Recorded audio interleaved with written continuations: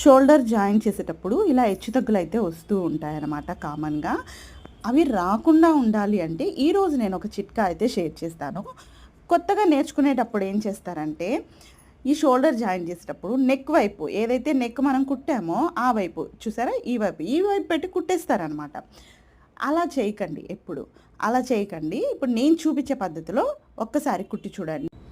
Result అనేది ఎలా ఉందో తెలిసిపోతుంది.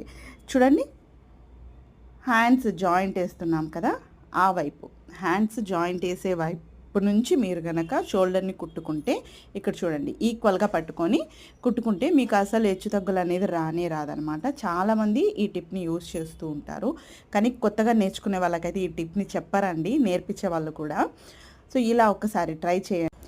చూసారా ఎంత చక్కగా ఒక లైన్ లాగా వచ్చిందో, ఎక్కడ కానీ హెచ్చుతగ్గులు లేకుండా. మరి టిప్ నచ్చితే లైక్ చేయండి, కామెంట్ చేయండి.